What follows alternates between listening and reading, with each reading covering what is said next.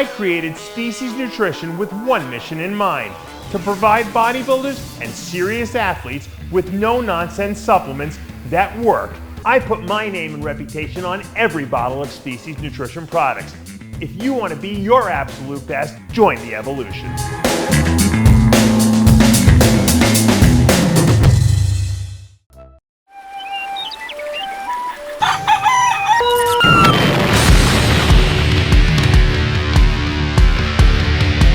And welcome back, yet again, to Midday Muscle. I'm Tyler, let's get into it. Now that we've officially hit the 16 weeks out mark from the Olympia, it's almost a guarantee that we're going to start seeing more news flowing in concerning all of the top athletes from the various divisions as they all gear up to make their respective title runs. And we got a little taste of that a few days ago on Jay Cutler's podcast when he sat down with Milos Sarcev to talk about some of these storylines heading into this year's contest. And that included last year's runner-up Derek Lunsford, who everyone seems to be penciling in for another top 2 finish. According to Derek, he thinks he's going to be 5 to 7 pounds heavier on stage this year, and in better conditioning, because he's not dealing with the skin infection issue that was plaguing him to a certain extent during last year's prep. And if these numbers are on the money, and the people close to his camp are reading the tea leaves correctly, then the battle between him and Hottie for the top spot might end up being a lot closer than some people think.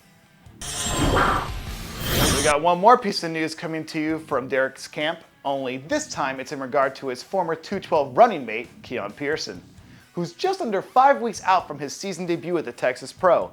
When Derek was a guest on Flex Lewis's podcast recently, both Derek and Flex were heaping all sorts of praise in Keone's direction. And Derek even went as far to say that he believes Keone can potentially challenge for a title as earlier as this year if he comes in at his all-time best. It's high praise when you consider the fact that those guys have 8 212 Olympia titles between them. Now obviously, that's putting the cart before the horse maybe to a certain extent, because we still need to see Keone put it all together when he takes that stage in Texas. But assuming that this goes the way everyone's expecting, we might end up looking back on this show one day as the moment when Keone finally broke through and inserted himself as the next one to carry the torch here for the foreseeable future.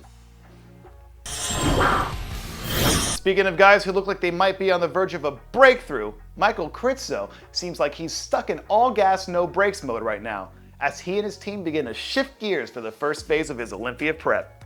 The evolution that we've seen over him from the last year and change has been pretty interesting to watch, because over time, we've slowly seen them shift modes into what they're doing now, which is focusing on quality over quantity, and differences between where he is now versus where he was a year ago are like night and day. Now with that said, the depth and the quality of the Olympia lineup should also be better this time around too, which will only add another layer of intrigue to this year's contest. But if he can take his conditioning to the next level without losing too much of that fullness that gives his physique that crazy pop, it's going to be fascinating to see how he stacks up against the Andrew Jacks of the world once the judges start sorting these guys out. And last but far from least, we've got an update for you from William Bonak, following an announcement from his camp that he's starting to pick up the pace with his training again after taking some much needed time off. It's going to be interesting to see how his body responds over the next 6 months or so, because this will probably be the longest break from competing that he's had at maybe any point in his career. And given the fact that he's north of 40 now, it's fair to wonder if he still has enough gas in the tank to get back to being a top-tier title contender again. History says that just about everyone not named Dexter Jackson hits a point where they start to lose a little bit of steam on their fastball, and that makes it difficult to sustain momentum over the course of a long season. But if there's one thing that we've learned about him over these years, it's that he's a guy who always seems to rise to the occasion when his chips are pushed to the center of the table. So, if he can save up the energy to make 1 or 2 well-timed sprints at some point next season, that might be all it takes to get him back into the top 5 conversation again. And we've reached the end of another Midday Muscle. I appreciate you still watching. See you next time.